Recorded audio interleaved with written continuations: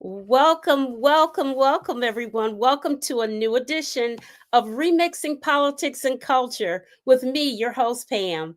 I am a public relations and marketing professional with a passion for social justice, voter advocacy, and culture. And tonight, I'm just super excited to have as my two guests remarkable women who are fighting the good fight in their respective states and are a trusted voice for their constituents. In times like these, we must depend on our local elected leaders to ensure that all people are receiving the benefits and rights that they deserve and are entitled to. I'm so excited to have Senator Andrea Hunley from Indiana and Senator Natalie Murdock of North Carolina. And first up, I'm going to bring up Senator Andrea Hunley. Senator Andrea Hunley is a lifelong Hoosier. We're going to ask her what a Hoosier is, from the great Midwestern state of Indiana. Before becoming a legislator, Senator Hunley was an English teacher in one of the largest high schools in the state. She went on to serve 10 years as principal of an award-winning K through 8 Indianapolis public school. Originally, she is from Fort Wayne, Indiana. Senator Hunley was in the foster care system and was adopted at a young age. Supporting our vulnerable children and families is a priority for her. Senator Hunley is also a small business owner with her husband of 15 years, Ryan, who is the owner and art director of Second Street Creative. She enjoys bike riding on the cultural trail with her husband and their two school-age children. And she is a Divine Nine sorority member of my sorority, Zeta Phi Beta Sorority Incorporated. Welcome to the show, Senator Hunley. Thank you, Soror. So great to be with you. Thank you. And next up, I have my senator. I'm proud to say, Senator Natalie Murdock of North Carolina. She was born and raised in Greensboro, North Carolina. She credits her parents, who were a veteran and a social worker, for inspiring her to pursue a career in politics. Senator Murdock often attended NAACP meetings with her father. Prior to becoming a state senator before the age of 40, she made history in doing that. Murdock was the Durham County Soil and Water District Supervisor, which allowed her to work with the county board to deliver programs to local farmers and to also work with local community members on water concerns.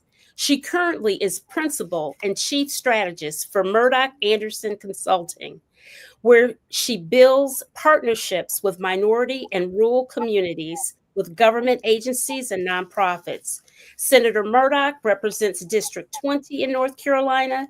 She also serves on the North Carolina Forever Board, which seeks to help lawmakers and leaders better understand the importance of protecting our environment. She too is a proud member of a D9 organization, Delta Sigma Theta Sorority Incorporated. And I gotta say, I'm so proud that she is my senator. Thank you. Welcome back to the show, Senator Murdock. Thank you. Looking forward to the discussion this evening. Thank you for having us. Absolutely, absolutely. All right, a few people are saying hello in the chat. Hello, Loretta and Dawn.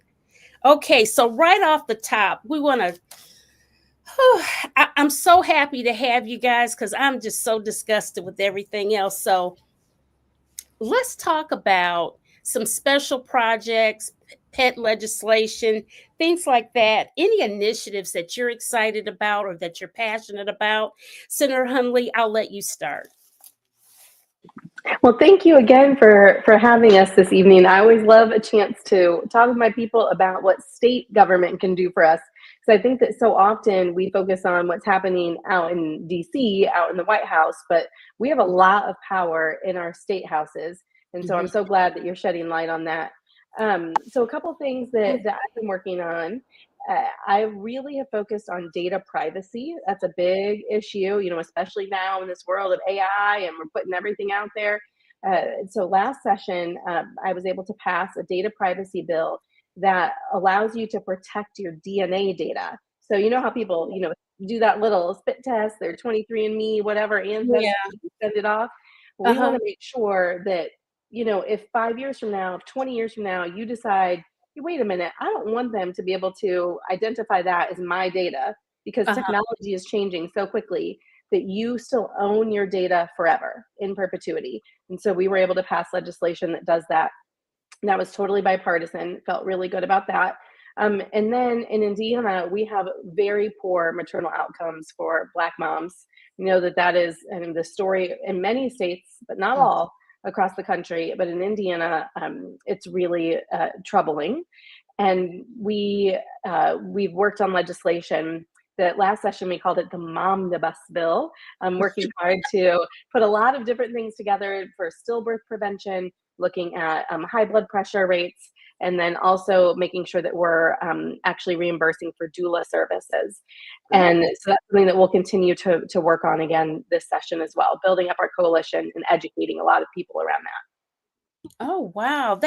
And because when I heard that about the mother's maternal health, I know that Senator Murdock is very much involved with that too. That's great. So Senator Murdock, your turn. What special things are you working on or involved with? Yes, I'll pick up there, and just love the synergy with Black maternal health. Myself, Senator Hunley, and so many legislators across the nation. A lot of them as Black women filing Black maternal health legislation. So early in session, Representative Alma Adams in Congress and Representative Lauren Underwood, they worked collectively to have a bipartisan Black maternal health caucus and filed Momnibus federally. And with Congresswoman Adams representing North Carolina, we were on a Zoom, and I was sharing information on my bill for Medicaid dollars to cover doula services that I had been tracking out of Virginia. And Rep. Hawkins and some other folks already had a bill that looked at implicit bias in the healthcare system. And I said, okay, I think we have the foundation of a pretty substantive Momnibus. And so we filed our first Momnibus in, maybe 2021. And we were second only to California in filing a statewide Momnibus. And even though the entire package hasn't moved forward, I definitely know for a fact the reason that we have more substantive legislation and even some funding for nonprofits in the Black maternal health space as a result of Momnibus. We were able to get funding for 2 organizations right here in Durham. One is a freestanding Black maternal health center. So shout out to my May and Equity Before Birth. And it's unprecedented. We never had a BIPOC-led Black maternal health organization to receive state funding. So this day, folks are like, how did you pull that off? So we got that done. Also, definitely what I'm the most proud of is working to get state funding for hygiene products across the state. So for those who menstruate, 1 in 5 young people can't afford those products and don't even go to school. And so we now are in our 3rd or 4th year where we have statewide grants for that funding. We unfortunately don't have a budget in the state of North Carolina, but when we finally get a budget, that funding will actually go to Durham's own diaper bank because they can cover the entire state. They have warehouses in Wilmington and other areas and have the ability to cover all 100 counties. They're covering 80 now.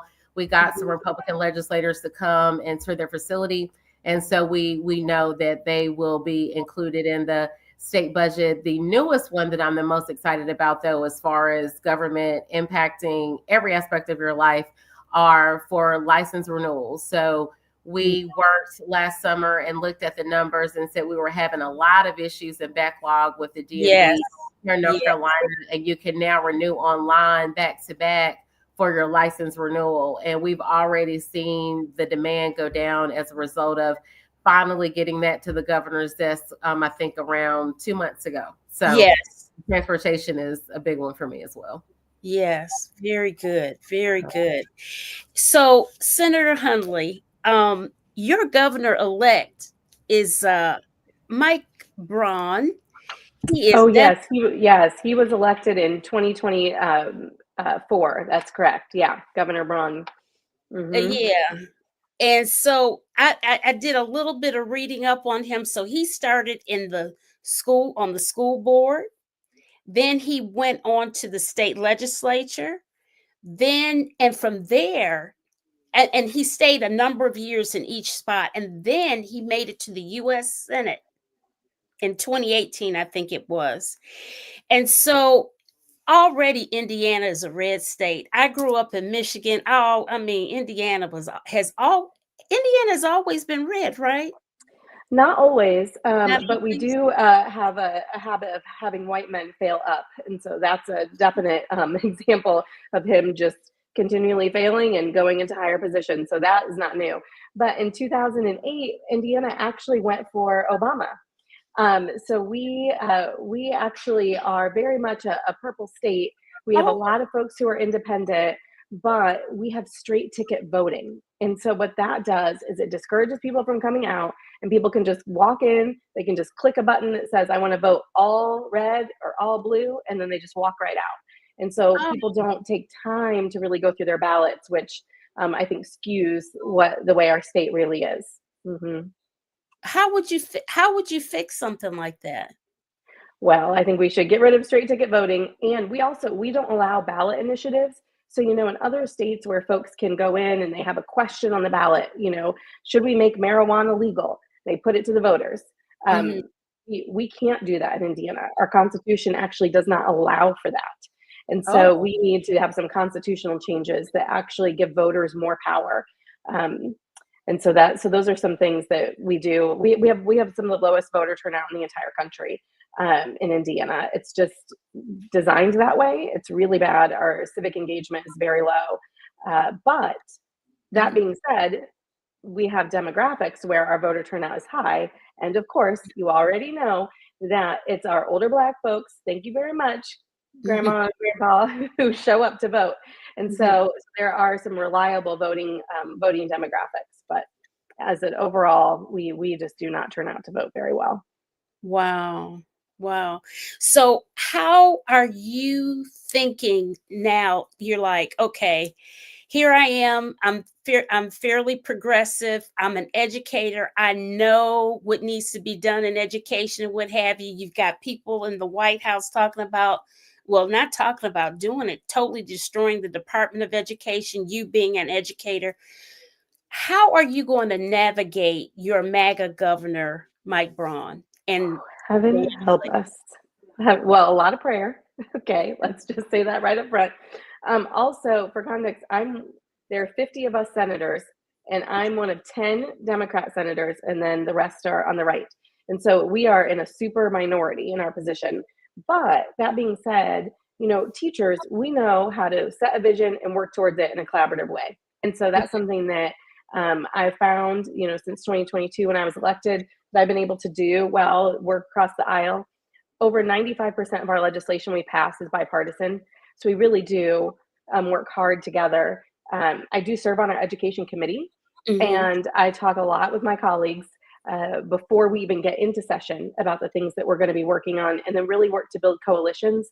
So they're hearing from real people. They're hearing from constituents, hearing from teachers in classrooms, hearing from students, hearing from parents who really help shape the legislation. And I think that that's the most important thing, because it's, when you're coming from a parent perspective, you're not coming from a right or a left perspective when you're No. just talking about, you just want what's best for your kid. And I think that that's the most important thing, is to build those coalitions and then allow the coalitions to speak to help inform the legislation. Mhm. Mhm. Wow. Whew, okay. Here I am thinking that you guys have always been solidly red and that type of thing, but you're kind of purple like North Carolina. We But had a Democratic governor when I was a kid, so it's been a you had what? while. You had We what had, now? we had Democratic governors when I was growing up as a kid in Indiana, Okay. so it's been a little while, but we'll get back there. Okay, okay. So Senator Murdock, we are so happy we have our governor, Josh Stein. Okay. Amen. Amen. We are so glad to have them, and our Attorney General, Mhm. and our other Dems in leadership. Yet, Mhm. it wouldn't be North Kakalaki without our crazy state legislature. Mhm. It just, I mean, it would be too much like right to Too not much have like that. them not trying to gerrymander every 5 seconds or three or whatever. So, how are you navigating, and can you possibly see the light? Yeah, we definitely see the light. That's what keeps us going every day. But as you mentioned in the lead in, just extreme gerrymandering, North Carolina, unfortunately, I would say is ground zero for Mhm. gerrymandering. And it's something called kind of a mid decade redraw. So even as a state senator, my maps have changed 3 times. And I've been serving for 5 years. In Congress, this is where it gets good. In the last 9 years, our maps have changed 7 times. And it's purely for political gain. And we've really got to stop with the whole, oh, well, Democrats did it and Republicans did it. This time around, it is even worse because we don't have a true federal voting rights act the way that we did some years ago. So we were one of the first states to have a redraw when they were already gutting Section 5 of the Voting Rights Act. So we no longer have pre-clearance. We don't have a federal entity that's looking into, oh, let's make sure maps are fair. And now they're going after Section 2. And so I would argue it is even worse. When Mhm. we first had these redraws in North Carolina, first it was the big Republican takeover after we didn't do well at the midterms post Obama. So that was 2010. So before Right. then, Democrats have been in power for decades, but this was nationwide. And I have no issue admitting what we did wrong. Democrats just really dropped the ball when it came to making sure we were focusing on state legislative races. So I'm glad you have 2 state legislators on this Mhm. evening. People focus on president and Right. Congress, all the sexy stuff, and they dropped the ball. And just a little bit of investment at the state level can prevent a lot of this. Mhm. But the way that we move forward from it in North Carolina, the most direct way is more seats on the state Supreme Court. So Mhm. before they came to gerrymander Texas and Missouri, and they're attempting the same in Indiana, as the senator knows, North Carolina was first because we had a 7-7 split because the court said our maps were gerrymandered. And after they picked up seats on the Supreme Court with Republicans, we went from a 7-7 split. We have 14 congressional seats, and they took 3 away. So we went from 7 to 4. And then Mhm. now they are trying to take another one away, Congressional District 1. So Mhm. the way that we fight back in the midst of that is going to be through the courts. It's going to be keeping Allison Riggs, that was Yes. nationally known. Oh my Now God. Anita Earls, one of the few Yes. Black women on the Supreme Court nationwide. But at Yeah. the state level, what keeps us going is in the Senate, not quite as bad numbers. We have 50 senators, and we are in the super minority by 1. So with having a Democratic governor and a phenomenal attorney general, we could give them more support in the Senate with 4 more vote. When I first came in the Senate, we were not in the super minority. We were 22 strong. Mhm. So it's a huge difference. You can negotiate, you can work together, you Mhm. can get not only legislation passed, but take out a lot more bad things. We're in the harm reduction ministry in the Mhm. minority. And so we were able to do a lot more of that. The House broke the super majority, but we've got to pick up more seats in the House because you'll always have legislators that are kind of willing and dealing if they can get Mhm. certain things for their district. So we need additional insurance by picking up more seats in the House as well. So that's what gives that's our ray of light. And our demographics are changing. We have 5 Democrats elected statewide, so we know it's not the true will of the people. So Right. we're going to keep working, and hopefully, like we did on Tuesday, flip some seats next year that folks don't even anticipate us flipping next year. Yes. Oh my God. Yes, yes, yes. I just whew, you said something very powerful, and I had been thinking it, but you said that you were glad that we have on 2 state legislators, senators here on the show. And I probably need to focus more on that because I was listening to a strategist earlier today, and she says, we just spend all this money every 4 years, particularly the Democratic Party. and we fail to really look at, because all politics is local, really. All politics is local. It's local, but we are not. I don't know how do we do that? Maybe more people like myself need to really solicit people like yourselves to come on shows and to talk so people can better understand things. Maybe, I don't know. What do you think? And so they can know what it is that we're capable of doing in state government, right? And how close these races can be, that it can just take a few votes. I mean, last election cycle, we had one of our House seats, we lost it by 64 votes. That's it. It's just that's a few people. That's a neighborhood. That's just a few people, right? That we just need to get out and vote to make a difference. But I think it's helping people understand that if your state government is working well for you and your family, then your utility bills can be lower. Then your child care could be free. I mean, we see states who are doing universal pre-K, making that absolutely free. Like we can do that as a state. Which state just passed it? Was it? Is it New Mexico, Arizona? New Mexico. Yeah. New Mexico, they just passed that they're making it statewide and free. So knowing that, your health care, right, that all of these things can be lower, can be more accessible for us, because we shouldn't have to work this hard to just get by. I mean, we just shouldn't.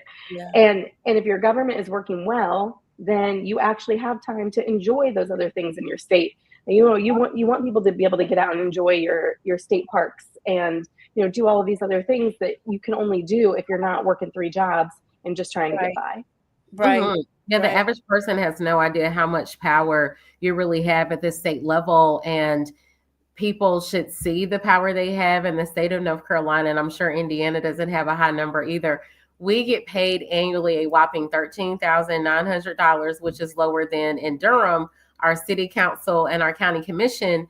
But you can spend $3-4 million on a competitive legislative race. So that should tell you the power of these state bodies if you're putting millions into these competitive races. And so when I raise money, I'm not just raising money for my campaign, I'm raising money for our Senate. So I've already given them upwards of $20,000 because we're really, really trying to pick up this additional seat. So that should show people how important it is. But it's us doing more of this, saying what we do, how we impact folks' lives. But I think it's also media. I think you've got to have structures that allow us to share how important it is what we do. You will see in a given year, maybe 4 to 5 state legislators on the CNNs and the MSNBCs. And so I think there's a number of things of why people don't know a lot about what we do. And also for arts and culture, I've even talked with, Hollywood folks of have movies. Shout out to Tyler Perry and Netflix and blanking on her name, but the great show called, Miss Governor, right?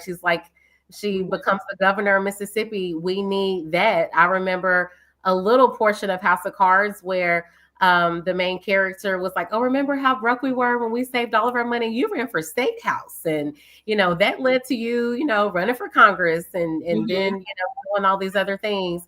So even putting it into pop culture of this is what a state legislator is and what we do. So it's a number of things, but I can definitely tell you those donors that write those checks know the power. And they also have to shift their financial interests to support these unfortunately expensive races, since we have way too much money in politics right now. Way too much. Way too much. So, Senator, I have a question for you. What committees do you serve on? Yes. So now that I'm 5 years in, I do have more committees. So I'm on finance, transportation, appropriations, healthcare, ag, energy, and environment. So yeah, those are the main ones that I'm on now, and appropriations for transportation. Wow. I mean, so those are powerful committees. So, I would be a ranking member on transportation and ag, energy, and environment if we had a ranking member sort of system. And that's the other thing that's really sad in North Carolina. A lot of other states, even Texas, you can be in the minority and hold a gavel, as we say, be a chair of a committee, not in North Carolina, not in the Senate. But we unfortunately have members. I'll give you a great example. Our healthcare committee, we have a nurse practitioner that is on the committee, and she's the only one with a true medical background, and she is not a chair. That's She knows more than ridiculous. anybody in that committee, and she is not chair or vice chair. That is ridiculous. Is that And because I'm of actually the only former transportation planner. I'll throw that in there too, and not a transportation chair or vice chair. is that only because of her seniority, or is it why isn't she? Partisan. She's a Democrat. Yeah. So we can't share a vice chair. And don't even get me started on education. We have, this phenomenal educator. We have about 3 members with a PhD in education. None of them are chair or co-chair of education. And Is that also, is that including my girl, Dr. Amber?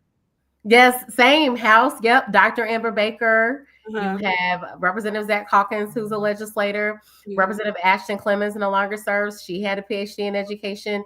I will brag on us. We have members that have a greater understanding of these issues through their professional and life's work, and they are not provided with leadership positions on these committees because they have a D in front of their names.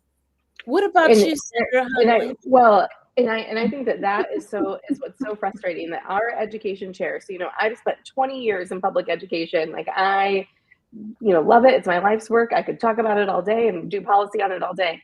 Our chair of our committee, the first time I saw him, he introduced himself and said, "Well, you'll know me because I'm the one that teachers hate."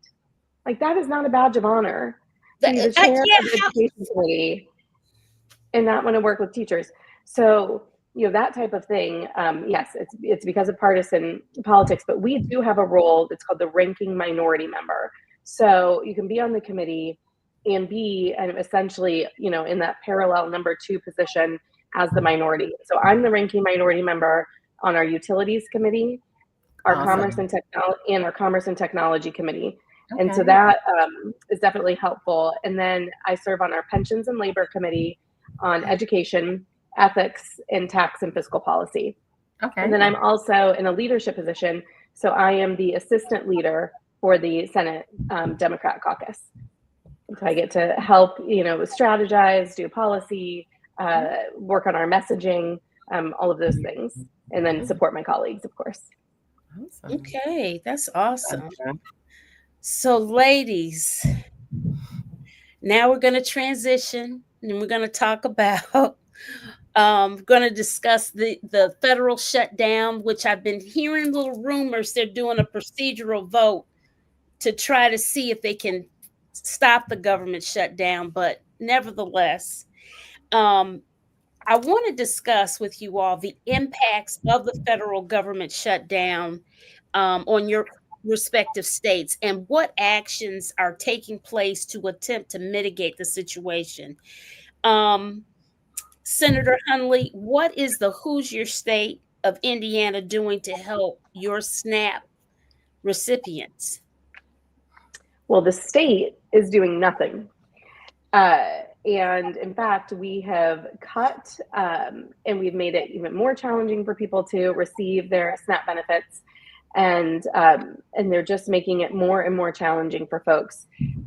And the governor has already said that he's not going to spend any of the additional funds that we have to support, people who are struggling, which is just unconscionable, and not support our food banks either, that provide a lot of support.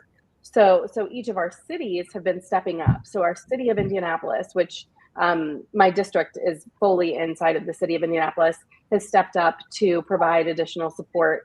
Our restaurants have stepped up, individual neighborhoods. I mean, it's really just the work of everyday folks right now who are taking up this mantle. But as a state, the state is doing jack shit. Senator Murdock? Yes. Luckily, since we, do have some partisan differences where we do have a Democratic governor and a Democratic AG, particularly the Attorney General, most recently with the SNAP benefits, he was one of, I think, 20 plus states that did file suit and say that we needed access to those SNAP benefits. And we were the first state, or that group of states will be first to have some of that funding restored. So the partial benefits did at least go out initially on Friday. As we all know now, we had a lot of back and forth because then the Trump administration said, wait, hold up, we still want these people to be hungry. We don't want them to get their poor benefits. I won't get into the legalese of it all, but to be clear, do not blame Justice Ketanji Brown Jackson That's with correct. her decision. For people who understand the law, if you really go deeper into that, she made that decision to actually preserve this funding and to make sure it could hold up in court. But the partial benefits did go out. There are other states like the Marylands, and I think even Pennsylvania, surely New York, that did even more. So back to who you vote for matters, because they have more power in their state legislative bodies through the governor's mansion to put even more funding out there. We're not in a position to do that in North Carolina. The governor can't unilaterally just say, hey, we're going to just put more funding out there. But he did provide more funding through other programs to our food bank. So our philanthropy has really stepped up to the plate. And I mean, to the tons of millions of dollars. I think some 18 million was provided to food banks across the state.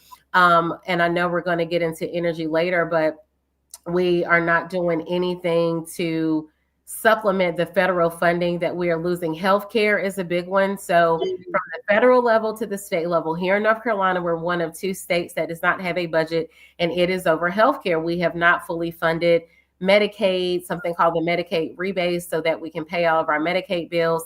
To the House's credit, they attempted to pass a clean Medicaid bill. We were back in session just a few weeks ago. The Senate, not only did they refuse to take it up, we weren't even in the building. We were supposed to have votes Monday, Tuesday, and Wednesday. The next thing we know, we're not voting on Wednesday. And I'll tell you why. Because the House said, hey, we're going to send over this bill just to fund Medicaid. The Senate did not take it up. And not only did they not take it up, the chairs are not really talking. So from the federal to the state level, Republicans own all of government, and they can't figure it out. We are not the issue. They need to be grown-ups and provide the health care that people need. We finally expanded Medicaid here in North Carolina, but what good is it if you're not fully funding everything so that providers and the people that need the care the most in these rural areas, for these rural districts, they're not going to get the health care that they need. And I know Indiana has rural areas and what have you. Oh, absolutely. So, definitely. We have our 92 counties, 70 of them are rural. I mean, we are a largely rural state. 70 are absolutely out. Yeah, we have a lot of rural counties, and when you look at that and you think about, well, who is this impacting? It's impacting our rural hospitals. When you talk about the healthcare piece, 260,000 people in Indiana are going to lose their health insurance, because they will be kicked off of our Medicaid rolls. And so this is a huge issue, and it's really impacting, like I said, those rural hospitals that the majority of their patients are patients who utilize Medicaid benefits. And now if their patients can't pay, then the hospitals can't run. And so that's just going to have trickle down impacts. But we're looking at closing close to 12 hospitals here in Indiana because of the shifts that are happening. So these are real consequences. Yeah. Real consequences. I think this is an excellent question here in the chat that George Cherry Jr. gave. How can state leaders like yourselves use your platform to advocate for long-term federal solutions that prevent shutdowns from becoming political weapons?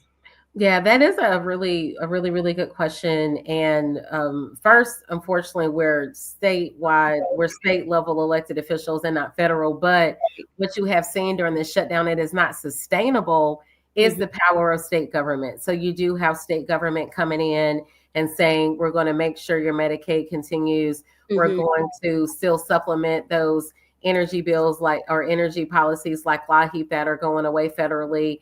It's not sustainable. But it is a way, I think, that you will now, in those states, they will probably rework their budgets, unfortunately, to have a rainy day fund for when the federal government just isn't doing its job. You have states like Maryland and Virginia that are even hiring more of those folks after they've been laid off. And so long term, we should stop playing political games with federal government. But unfortunately, it will continue to happen, especially for Republicans, because what you've seen is they want that level of pain to drag Democrats to the table. So again, they own it.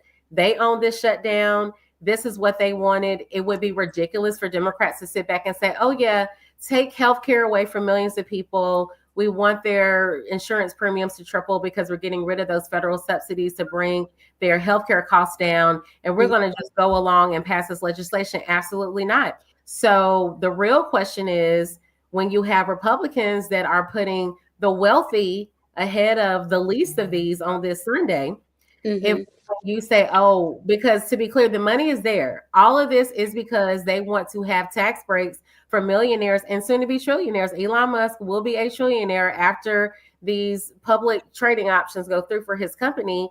So we're not even in a crisis as a nation. This is a manufactured crisis. So until we get real leadership in the White House, you're going to continue to see us play partisan politics with people's lives. Absolutely. I mean, that's exactly it. And what Senator Murdock said, about this shift of wealth, I think that part, you cannot underscore that enough.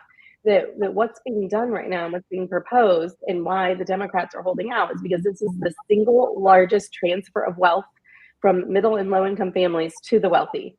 That we're looking at families that are making less than $24,000 a year in Indiana are going to lose around $1,200 a year between their Medicaid, their SNAP, and other program cuts.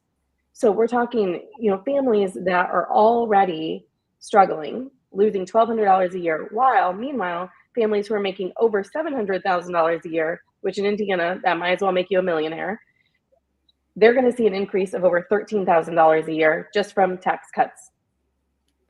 Make it make sense. The money is there. We don't need to make additional tax cuts for people who are already doing fine. We need to make sure that we're taking care of our neighbors. And that's what the Democrats are holding out for. They're saying our job as government is to take care of our community.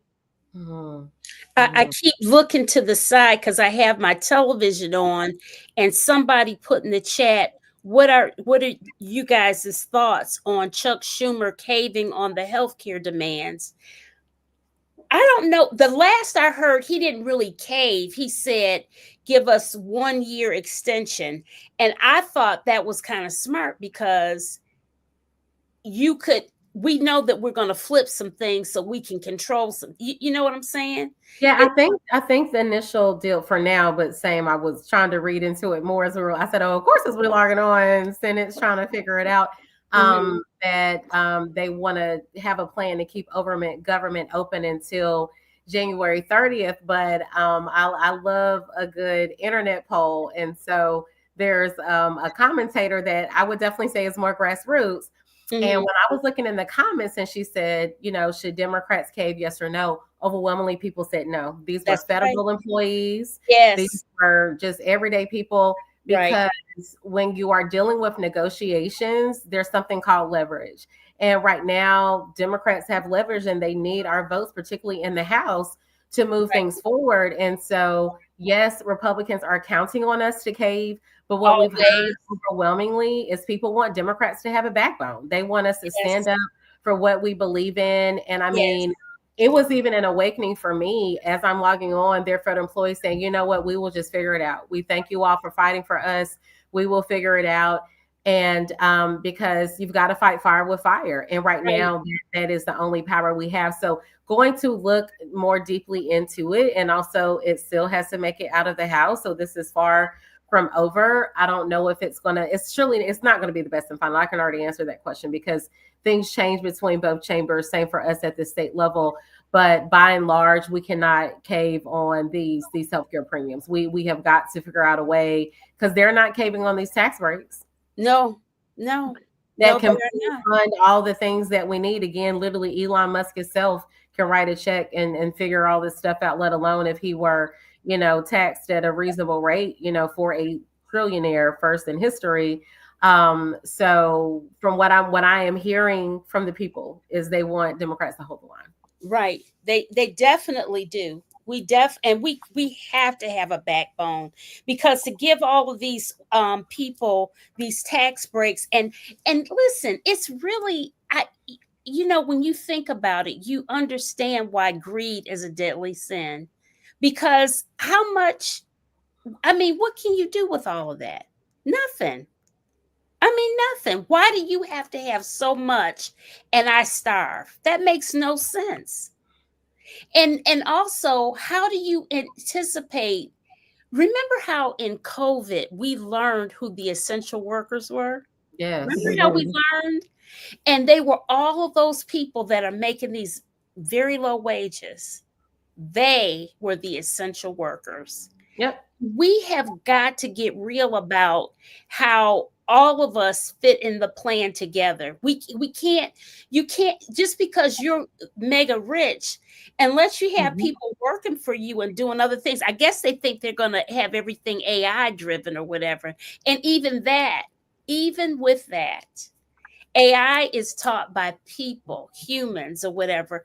You're not going to be satisfied in this world. I mean, that greed is just killing us. It's killing us. Zachary asks, what is the message Democrats are relaying to the people to keep them on your side? Well, I'll tell you, I think that the big thing is that folks have to remember that they should not be loyal to any one party. And I'm saying this as a Democrat, but we have to be loyal to the person who is going to work for us. And so every interaction that we have is a job interview, right? Every time a party comes out with their platform, it's a job interview. Is this going to work for us? And I hope that people are looking at what's happening right now in DC going, wait, who's that working for? Oh, it's working for the millionaires. I'm sorry, I don't have any millionaire friends. So that's not working for any of my friends. That's not working for anybody in my family. It's not working for any of my neighbors, right? So us everyday folks, we are the ones who have to look together, look at each other and go, okay, wait, what is it that we want? And who is going to help us actually achieve that? And we're designing that together, right? And that's what I think it means to be truly democratic. And that's small d democratic, right? Is us looking together, working together to figure that out. And right now, I believe that it's the Democratic Party that's most aligned with my values and getting there. You know, I mentioned that I was a teacher and a school principal. I firmly believe that everything that we learned in kindergarten, you know, still holds true today. Like we need to make room for everybody on the carpet, right? Make sure that we all have a space.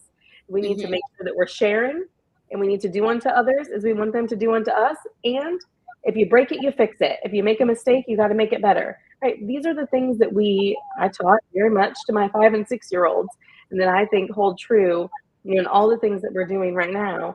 And we need people, we need leaders who are going to hold to those everyday values of not being a jerk. I mean, I think that's also part of it too.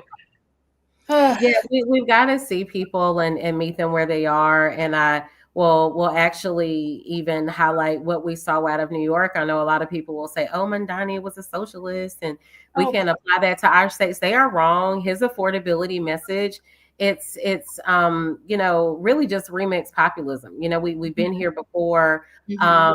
And you have to look at messages and policies that are going to cut across social economic background. When you talk about affordability, that's something that impacts everyone. So you're talking about folks that in the state of North Carolina, we have the federal minimum wage. So people are making $7.25. So when you're talking about rent being too much and groceries, healthcare premiums, those are things, kitchen table issues that people care about. So definitely what Democrats got wrong is we've got to go back to the basics. We've got to talk about things people care about.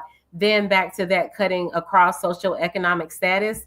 Even if you are a middle class individual, things are too expensive. Yes. You know, you can be making 6 figures in this economy and still struggling, depending on where you live. You know, I'm in gentrified Durham myself. I rent. I see how costs are going up. So that's what I share with folks of I see where rent is going. I see where insurance premiums are going. Then even if you are a business owner, that's making it more expensive for you to insure your employees. So again, no matter how much money you make, everyone is being impacted by this disaster of a Donald Trump economy. And so we've got to lead with that. And also we've got to, when I say meet people where they are, talking in terms that they understand. Back to Mamdani, he just said, okay, we're going to freeze rent. Everybody can enact that policy, but he didn't even say affordable housing. He said, we're going to freeze the rent. We're going to make transit free. Like, break this stuff down to people. Republicans have been kicking our butts with that. So Senator Hunley, I'm glad she does messaging work. I do messaging work for our caucus. I'm deputy leader of comms, and I will always challenge my members and say, nobody understands what you're saying. Right. That sounds phenomenal. But when I go to areas that I'm in my community, that means nothing at all Right. I mean, yes, I love that we have all of our education and all of our SAT words, but the average person in general has about a sixth grade level of literacy for the That's good right. behavior here. That's So if you're speaking in a manner that you would utilize for a college dissertation, that means right. nothing to a lot of people. Mm-hmm. Right. And so I think we can have the best policies in the world, but if no one understands them, we will lose them. But in this moment, they want Democrats to fight. So that's why you're getting the pushback on taking this deal. What Republicans do have, they will go down and say it with their full chest. And we've Yes. got to stop being afraid. You know, when you Right. have the Jasmine Crockett's and the Maxwell Yes. Frost and Yes. Gavin Newsom, And they're like, thank God for Gavin Newsom. you know? Thank God for Gavin Newsom and that wicked game they've got on social media. They are hilarious. I have to give a shout out there with Democrats fighting back to my colleagues in Indiana, because we have this whole gerrymandering, the whole mid-district redistricting, mid-decade redistricting, which we've never done in Indiana. We've never done. But I'm going to tell you all that JD Vance has come to Indiana twice to try and bully and pressure folks. Trump called in to their caucus meeting to bully and pressure folks. He's been calling individuals to say, we want you all to hold a special session and then make a vote on drawing new maps. And when I tell you that our folks in Indiana have been holding strong because the Democrats rallied the entire state. We went up and down the state talking to folks, telling them, you better call in. We need you to do this. We need you to do that. Don't let them do this in the cover of darkness. And the people have been coming out. They've been coming up. It's been amazing to see. And we pushed back session. They pushed it back from August, pushed it all the way back. And now we're not going until the beginning of December. And they still don't have the votes yet. Wow. They maybe have them in the House, but we don't have the votes in the Senate. And I mentioned to you earlier at the top, right, that there are 10 of us, 40 of them. They still don't have the votes because we are holding strong and we're calling them on their BS. And we're saying, like, this isn't what we do as Hoosiers. And it's been amazing. But it's true. People want to see us fight. All right. That is so encouraging. Oh my goodness. That my heart feels lighter hearing that. Let's see. Zachary says, when the Republicans message, they all say the same thing all day long, and they usually win the messaging war. When I tell you Zachary is after my own heart, because when all these, forums we go, I shouldn't even say forums, conversations we have with people that are in power in the Democratic Party. Because I was in partisan politics before becoming elected as well. I was first vice chair of the Democratic Party here in my county and worked on both presidentials, 2020 and 2024. Oh, messaging. Democrats don't repeat it enough. Republicans will be loud and wrong. They will say loud and wrong and wicked. From the state houses of Indiana to the state houses of North Carolina to Fox News, they will say the same thing. With Democrats, we go over here and say this to this group, then we say this to that group, then we get a little pushback on, social media. Oh, can't start. No, we will have poll tested messaging that says this is how we need to talk about this, and we'll abandon ship. We don't see it through to make it stick. And so I think a big part of it is we don't say it enough. We're not uniform in what we're saying. But to the good senator's point with the redistricting, that just feels wrong to people. When I would even knock on doors of independents to just have, for one, people drawing their own maps feels wrong to people. But when you gerrymandering them, that definitely does not feel right to people, particularly not independents. So some 70-80% of the electorate in general wants fair maps. And so even when you look at the California example, they put it up for a vote. Let's not skip over that. With Proposition 50, they at least said, okay, we're going to change these maps, but we're going to put it up for a vote. And back to the Mamdani example, literally reinforcing it, you would have little signs, we're going to freeze this rent. We're going to have free transit. So however, you got to continue to push it through the social media. Particularly voters under 30, they're on TikTok, they're on Instagram, they're not looking at the evening news. But it's a huge opportunity for that message vacuum for us to say, okay, we're going to present it to you in a digestible way through social media and, other platforms and forums like that. But no, he really nailed it. And I would add too, at election time, and we definitely have this issue here in North Carolina, which is why we got to get big money out of politics. Don't want to skip over that. But they have more millionaires. So they will, I use Justice Beasley as an example. We had this hugely competitive U.S. Senate race here in North Carolina, and she was polling very high. Actually, as far as pure cash, raised more money than her opponent. But when that outside money came in, they buried her in all this negative messaging.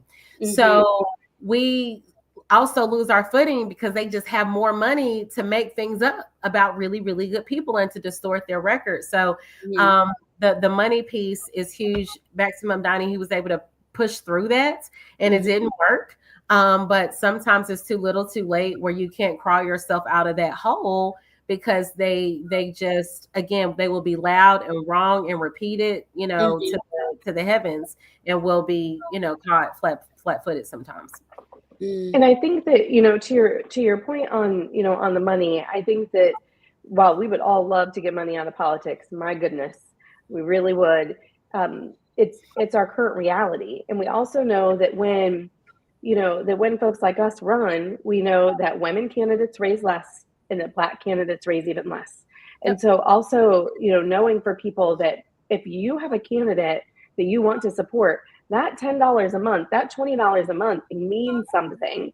And having that predictable income stream is important, right? And if you can write a check with a comma, by all means, do that, because we absolutely need it. Listen, we absolutely need it. Because it is real that that's just few and far between, for our kind of candidates. And I will never complain again about the salary of the part-time legislatures in Indiana based on your $13K that you're getting, because we get 30. But my mom does say to me, she says, "You found the one job that pays less than being a teacher." Yes, I did. But I will never complain, because I feel blessed to be able to do this work. I mean, absolutely. And I know that, there are many of my neighbors who are struggling, but it is definitely, it's a privilege to be able to serve in a position like this, and to be able to run, and to be able to take time off of another job. And, the people who do have jobs that they can also work. I mean, it is, there's a reason why we don't see more representation from working class folks, from people of color in politics. And it's because the money is a barrier. Yeah. And I know I had Senator Murdock on with a representative from Michigan. Out of Michigan. And we discussed that pay thing in Michigan got substantially more than North Carolina. And I don't know how Senator Murdock does it, because I tell you, she is everywhere. She is my senator. I see her on the grind because she documents everything.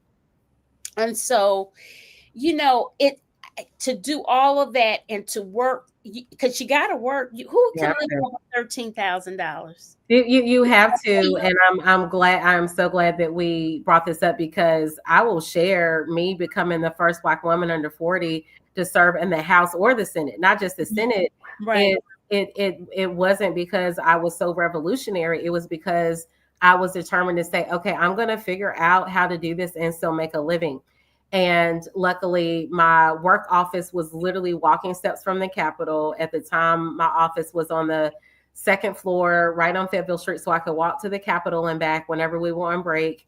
And I was consulting, so one client I got rid of because I knew I would have, I knew I would actually vote against them. Actually, I was very honest. Legislator, I'll probably vote against you all. And so, we parted ways. But you'll see, a lot of attorneys, a lot of realtors. But back to education, it is difficult for us to recruit teachers because they can't just teach and be a legislator. Not in North Carolina. We are in session forever. We're not bound by statute of when to serve, but to say back to the working class piece, it is sad. The different policies we would have if those folks making $7.25 an hour, if they had the ability to serve. And even for me, it's a challenge. But when it comes to the quality of people that you have represent you in the state government, we are blessed in North Carolina that we have phenomenal legislators that figure it out. But the tax it has on your family, I skipped over Senator Huntley when they gerrymandered our maps for the last time in the Senate. We received the maps on a Thursday. We did not know we were going to be in session. I woke up Monday, 8 a.m. We're texting, we're calling the Republicans. We still did not know we were going to have votes. So imagine a 9 to 5er, I don't know what I'm doing today. Like, I don't have a real schedule for this legislative work that I do. So I laugh about it. But I was with my line sisters today. It's our homecoming, and I missed our line trip because but to try to explain to people, I don't know my schedule. They're like, "Oh, you're going to have this flight," and I'm like, "We're in the middle of budget. I'm the finance lead for our caucus. I can't leave in the middle of budget." I was like, I don't know if we're even going to have votes. So when I tell you the uncertainty that we deal with, particularly for North Carolina legislators, it's uniquely challenging, but we continue to push forward. But it really, really is a true weakness. And I've always argued we should actually make what a starting teacher makes. I'm like, can we at least and they would pay teachers because they would pay themselves. You're absolutely right. You're absolutely right. Then we get that starting salary up to $52,000. Teachers will be making $100K. Senator Hunley, you can tell your mom now. You now know a state legislator, a senator who makes less than you. Oh my goodness! Listen, I'm going to be following all of your social media. I'm going to sign up for your newsletter. You're just going to see me. You're going to be like, oh, she's copying and pasting. Yep. Listen, I'm going to be beg, borrowing, and stealing. I'm going to just learn from you and all of your comms and your teaching and educating of your constituents. No, thank you. Same. I love working across different states because Momnibus is one. Crown Act is another one where you just see Black women across the nation. We collaborate and say, oh, I want to do what you're doing in Illinois or even Missouri. I actually just did a Zoom with, now that Mississippi has flipped, right? We can. I know. I cried. I cried. Legislators in Mississippi even before the flip. I cried. We just never know. We got to keep at it. We got to keep working. I could not. Amazing. Mississippi. And our Zoom was on Black maternal health. It was on Black maternal health. But to sober how bad things are in some of our states, they don't even have county level health departments, not across the entire state. In the state of North Carolina, every county has a health department because when we're talking about doulas and midwifery, and I was like, oh, well, what about at the county level? Your partnerships with your health departments in Mississippi, they're like, oh yeah, we don't have them in every county. I mean, you have these southern states that in Midwest, we the daily struggle is real, but we as state legislators, the resources we have, do what we can to try to make government, work for people. But shout out to Mississippi. Huge yes. I cried. I couldn't believe it because I'm so used to hearing such negative stuff. I couldn't believe it. I literally teared up. I could not believe it. I thought at last, I guess when you take your eyes off of somebody, then next thing you know, they just bloomed. And we gotta keep supporting them and just keep encouraging them and all that. I need to get them on my show. Yes. I got some names for you. Let me know when you're ready. Yeah. And I'll also tell you that Mississippi is hosting the National Black Caucus for state legislators this year in December, which now Indiana, we're not going to be able to go because we got called into session, but it's just going to be such a celebration. But there are almost 800 of us, I think, across the country of state legislators who are Black. And so we get together once a year. It's an amazing conference. And this year it's in Mississippi. It was like meant to be because, we're like, okay, we're in Biloxi. That's different. And then it was, oh, we need to be in Mississippi, and we didn't know. Yes. So everybody's going to be showing up and showing out. It's going to be amazing. Yeah, that sounds wonderful. Well, if you guys have any state and local contacts there, share it with me so that I could have them on the show because I would I definitely want to hear all their stories because God knows. That's the situation. Well, listen, winter is coming. I know being a native Michigander, I know Indiana's cold. And I know North Carolina's about to get Michigan and Indiana cold next week we're going to have horrible wind chill factors here, like we're up north. And the LEAP program, I found out, but those who aren't, they automatically become eligible for that one-time benefit for their heating bill. So this is going to be such a struggle for folks.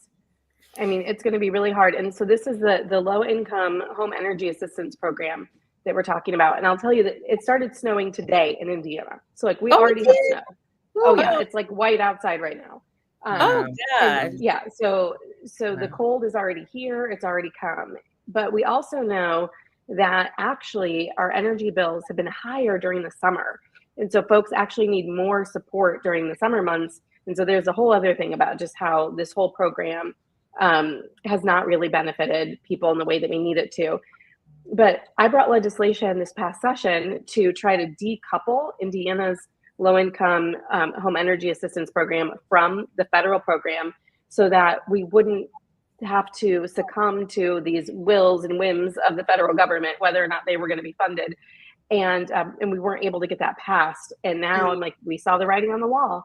And this is going to be a real struggle for people. And we have, I mean, thousands and thousands and thousands of folks who rely on the LIHEAP program to to make sure that they can keep their heat on and keep their lights on all winter long.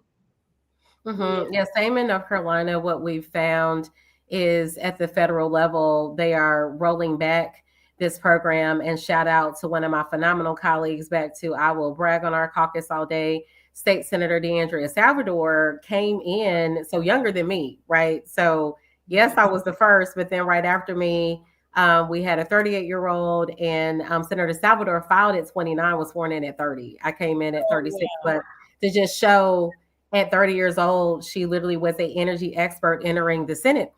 And she did a phenomenal job arguing against our state not supplementing, having those state programs to assist with paying those energy bills, because we shared, if you don't have LIHEAP at the federal level to help with those bills, and then we don't have the state programs, we don't have any safety net for folks that really, really need the support. And sure enough, we already have reports of folks applying, and they're letting them know, oh, the funding's gone. The funding just simply isn't there.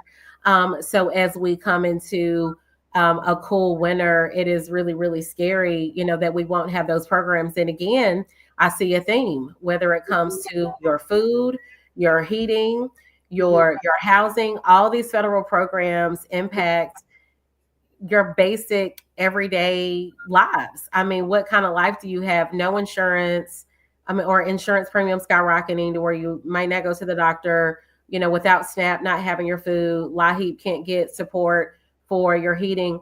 It is very clear that the party in power does not, for one, care about poor people or the working poor, the working poor. And so I don't know how many more of these programs have to be cut for people to get it. But, when they say, oh, why should we support Democrats? Because we have a heart and a pulse, and we care about people, and we believe government should actually help you, and that government isn't. We need to actually help people. But this is a very real example of, as these prices are going through the roof, losing that federal subsidy, people are really, really gonna feel it really, really soon.